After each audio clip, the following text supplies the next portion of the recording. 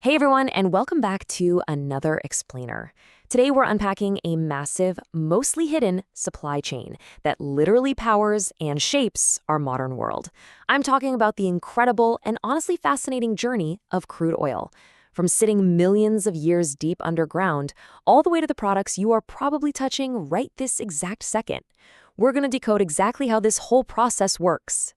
So think about this. What do aspirin, parachutes, and jet fuel actually have in common? I know, it sounds like the setup to a weird joke, right? But the answer is exactly what we're tracing today.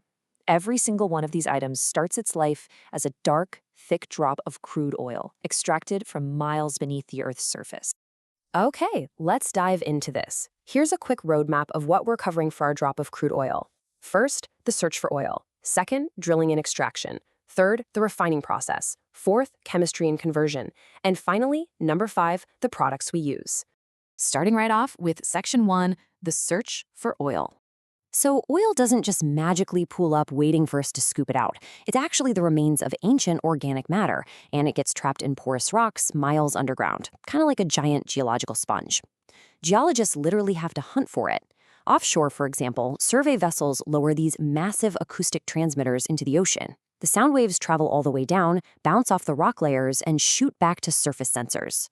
This lets engineers build a ridiculously detailed 3D seismic map to spot where the oil might be trapped. Once they confirm a prospect, they deploy a colossal drill string. We're talking hundreds of steel pipes, each 9 meters long, connected end to end just to physically test the site. Which brings us to Section 2, drilling and extraction.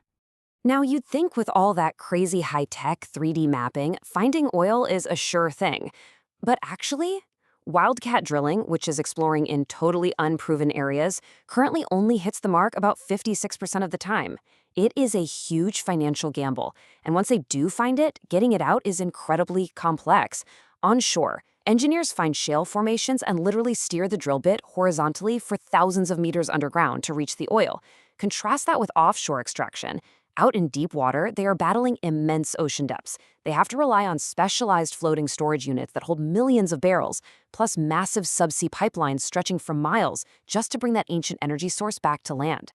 Moving right along to Stage 3, the refining process.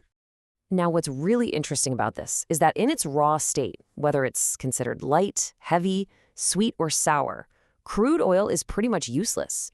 You can't just pour it into your gas tank or make a plastic bottle out of it. It has to be refined.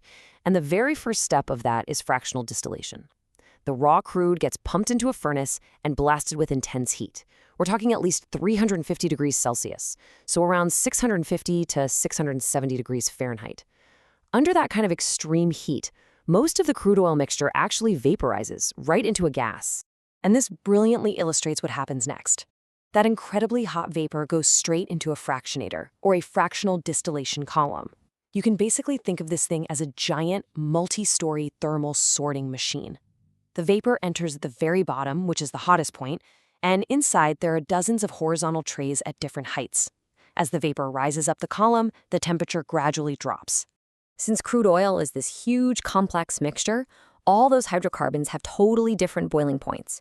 So as the vapor moves up and cools, different components, which are called fractions, condense back into a liquid on specific trays. For example, substances with a high boiling point, like diesel oil, condense lower down where it's hotter, between 250 and 350 degrees Celsius. Kerosene makes it a bit higher, condensing between 175 and 325 degrees. And a lighter fraction, like naphtha, travels even further up the column, condensing between 60 and 100 degrees Celsius. It's just a beautifully precise physical sorting process. Next up, Section 4. Chemistry and conversion. So that initial separation we just covered, that's purely a physical change. It's just dividing the crude oil into its naturally occurring parts using heat. But to get the specific, high-value products we actually need for modern life, refineries have to actively tailor their output to match what the market wants. And they do this by messing with the molecules themselves. Let's move to conversion and see how this builds. This is where the science gets really aggressive. Refineries literally restructure the hydrocarbon molecules. They use processes like catalytic cracking, which is exactly what it sounds like. It chemically shatters heavy, low-value molecules into lighter, highly demanded ones. Or they use a process called reforming. This uses heat, pressure, and catalysts to entirely reshape the molecules to raise their octane number, taking lower-value naphtha and turning it into premium gasoline. The final step in this chemical triathlon is purification. You see, crude oil naturally holds elements like sulfur and nitrogen, stuff we absolutely do not want blowing out of our tailpipes. So this phase strips out those chemical impurities and carefully blends different streams together.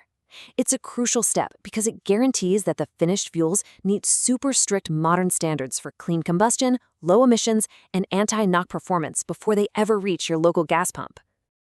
And finally, we arrive at Section 5, the products we use. So the crucial point here is that we always talk about gasoline, diesel, jet fuel, but those are really just one part of the story. Over half of a standard 42-gallon barrel of crude oil is used for things entirely other than gasoline.